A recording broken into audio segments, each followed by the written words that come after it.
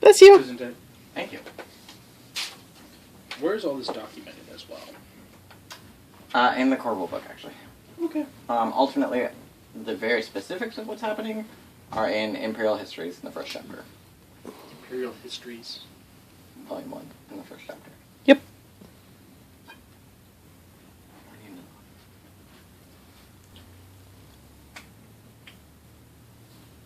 So, each clan is at this point developing their specialties. Or, kind of the role that they've built. With specific exceptions, namely these two. Yeah. We'll get to them. That's Kieran. Kieran, yes. That'll change, mind you.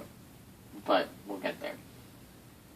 1,100 years of history. 30 minutes! Go! Which is also why I'm forgetting details. Is that why we're doing 30 minutes history? I don't know. Oh, okay. We'll be in 30-minute chunks, so I figured to say that, at least. That works. Anyways. So, the basics so far, because the Matsu clan was very large, the Lion are kind of specializing in the defense of Rokugan. Specifically via large armies. The Crane are very cultured and kind of working a social system into place. The Dragon, like their founder, are being enigmatic and reclusive. The Phoenix are exploring magic, and the Crab, perhaps most importantly of this entire time, have realized that something is fucked up to the south. And so they're kind of, investigating, but not really, as they realize that there's a hole to another realm, and this is a problem. And the very first shadow creatures at this point, creatures of the realm of shadow, have already come out, and the Crab have really already started dealing with them. So word gets back to Hante, eventually, over the course of years. No, actually fairly quickly. Comparatively. I think it's 28. 27, 28? I don't remember. But word gets back to Hante that there's this problem to the south. Anecdotally, in something that does not appear at all in the official records of the Imperial history, so I'm telling you the players, not necessarily your characters. Fu Leng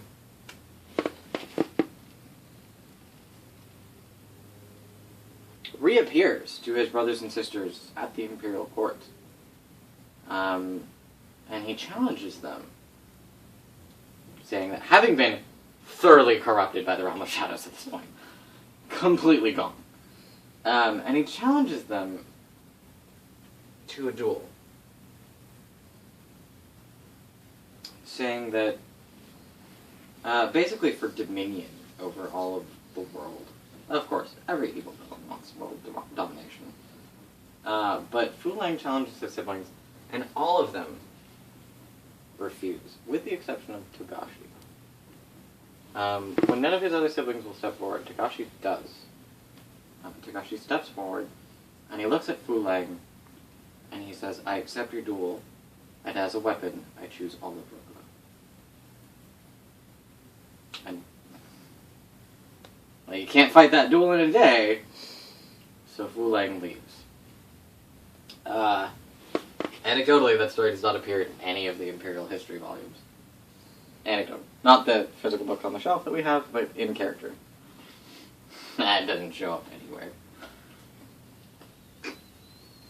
But so, Fu Leng is basically, at this point in history, the Dark Lord of the Shadowlands. Yay, Dark Lord. And so, the other kami go to war.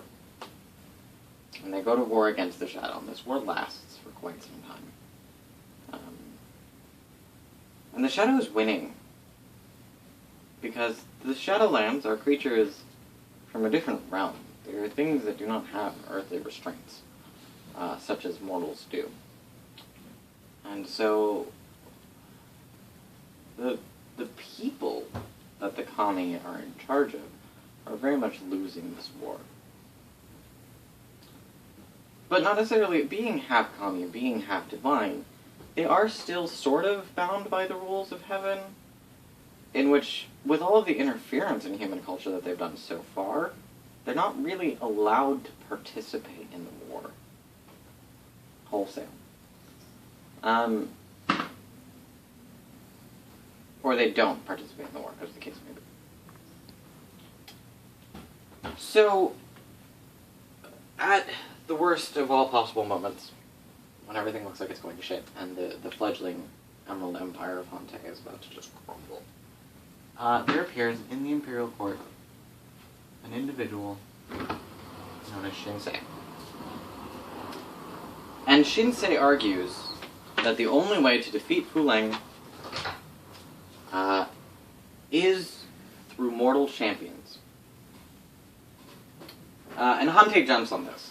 And the rest of the kami are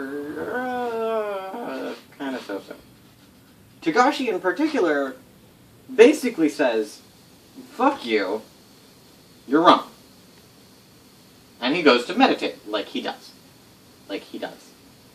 Also kind of has a heart on for the dragon. I guess that was obvious.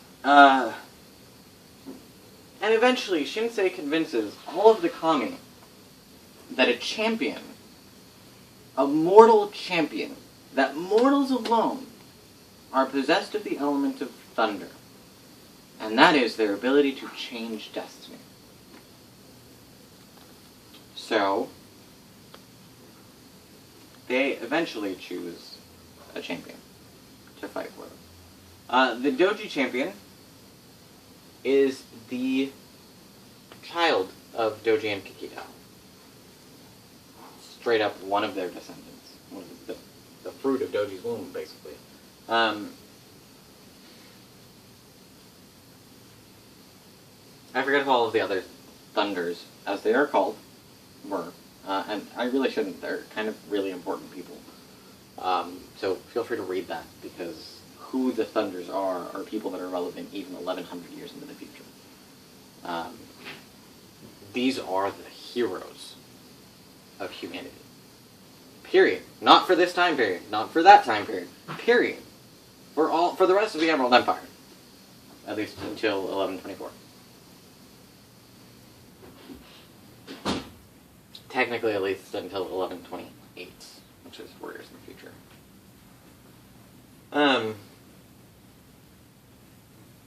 So they eventually all choose their champions. Shinsei finally convinces Togashi, who has been meditating in absentia from all of this for days on end. Servants have come and left him food that they could have been eating, which has spoiled. And he is completely oblivious to this fact that he's plumbing the depths of universal knowledge, because that's what Togashi does. And so Shinsei approaches and just stands there until Togashi takes notice of him. And then Togashi realizes what he's done.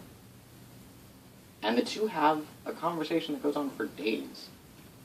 Just a friendly conversation, and they eat and they share food, and at the end of it, well, actually probably by the beginning of it, Togashi is just like, alright, here's my champion. Because he realizes that Shinsei, despite being a mortal man, according to all accounts, is possibly wiser than he is. Mind-blowing. For the founder of the Dragon Clan, it is a mind-blowing experience, of which the Dragon are very fond, and so look upon this favorably. So,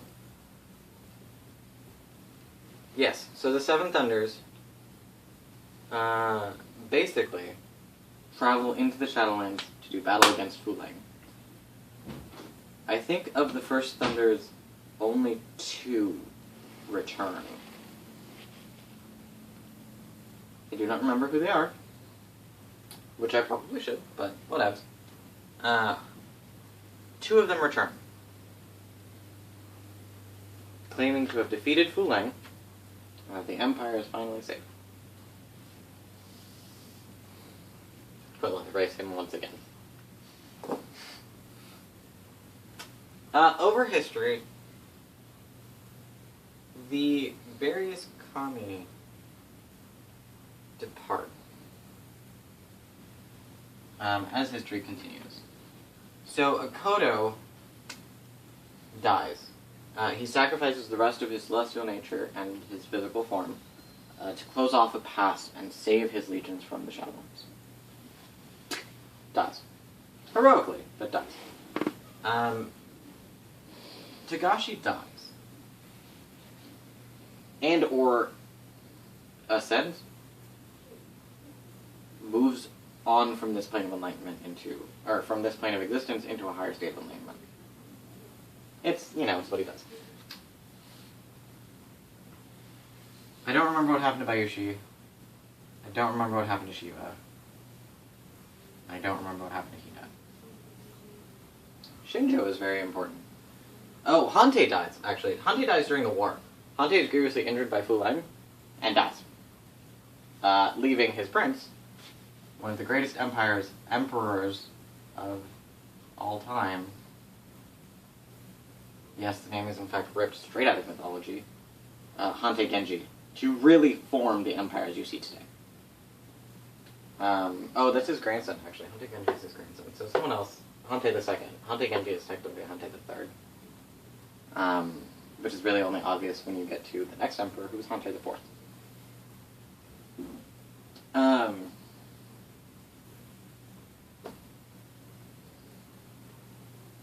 These two are still important.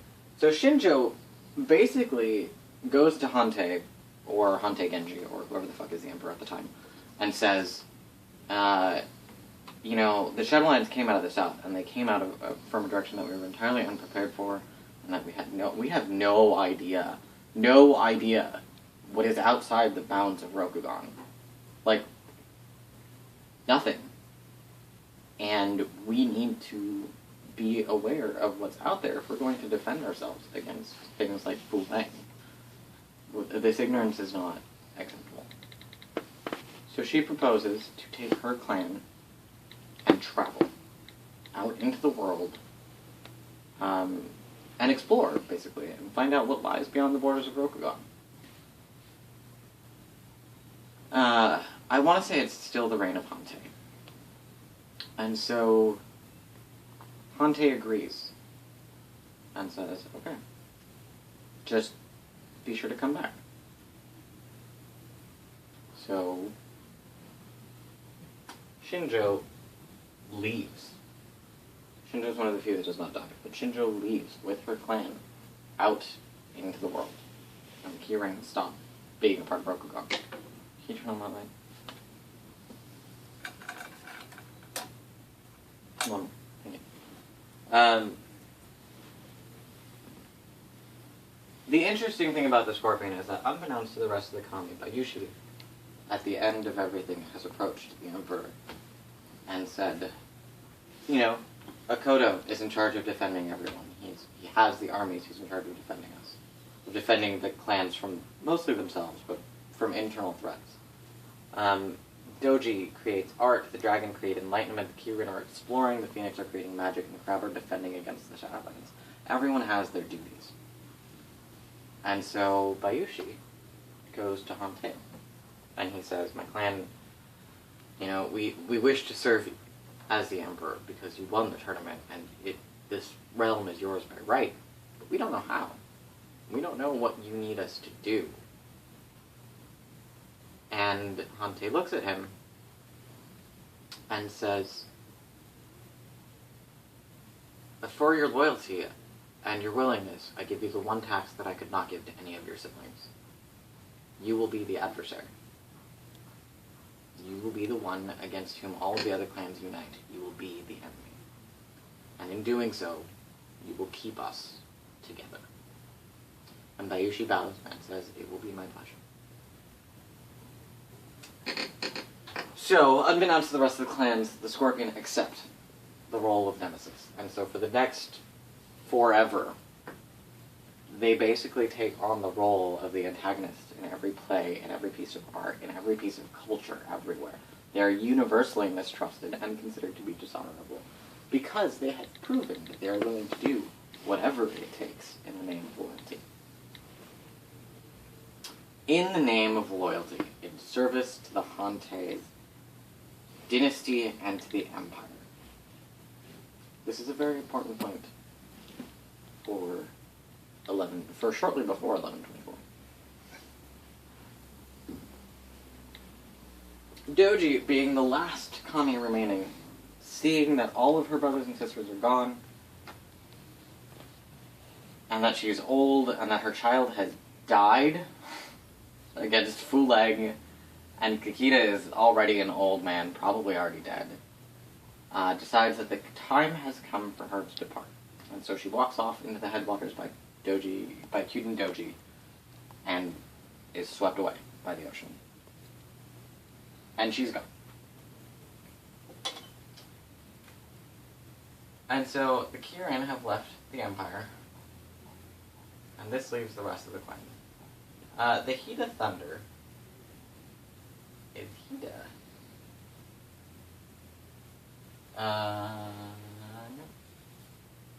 No.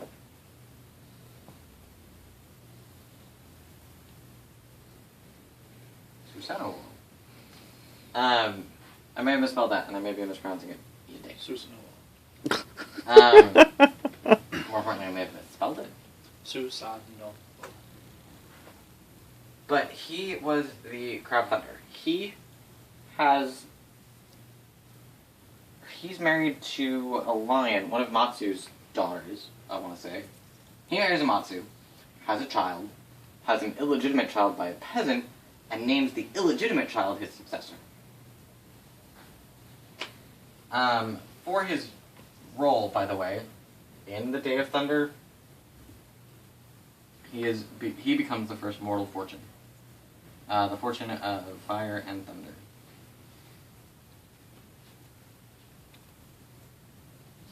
Because as a representative of heaven, the Emperor has the ability to elevate people into divine beings. It's something that doesn't happen often, but is still an imperial right. After Hida Susanoo's death, he declares him the fortune of fire and thunder. After this proclamation, his legitimate son by Matsu demands recognition. And so the Emperor, alright, fine. Son gives him the name of Yoritomo, and he founds the minor clan of the Mantis.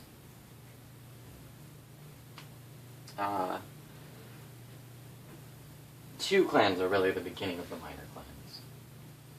Hida Susanoo's son, Mantis, claiming their descent from the fortune of fire and thunder, and the Kirin leave behind the Kitsune family.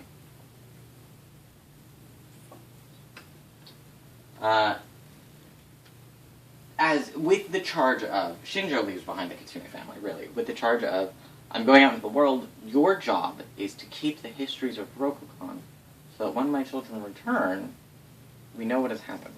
We know what has transpired. And we can remember our place here. The fox say, okay. Lion aggression basically pushes them out of Unicorn Landers, as the lion claimed them for their own. And so the Kitsune appeal to the Emperor at the time. They basically say, we are the children of a great clan. We deserve more respect than this. And the Emperor says, I agree. And so, I will take your family, and I will name you the Fox Clan. You will be a minor clan, and I will issue an edict unto the Empire that no minor clan, no major clan can engage in full-scale warfare with a minor clan. You are not to be harassed. You are not to be antagonized. And this keeps the Fox clan alive, certainly. But the great clans easily outnumber the minor clans by at least a power of 4. Or by at least times 4. So, that's nice. Okay, so they can't commit active, full-scale warfare. Great, fuck you. But the Fox relocate to the Kitsune Mori, or the Forest of the Kitsune, whereupon they will stay for the rest of history.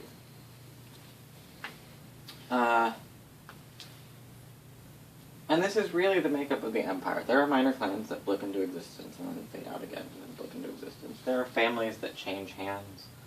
Notably, a Phoenix, an Isawa of the Phoenix clan rampages through Crane Lands during a conflict between the two of them, and sees the destruction that he's... Or, there's a doji woman, or a daidoji woman, who stands up to him without weapons and says, basically, enough. If you are going to cause harm, you will cause it to me, and you will cease causing it to my people, and you will cease causing it to my lands. And the Shugenja, whose name is Isawa Asahina,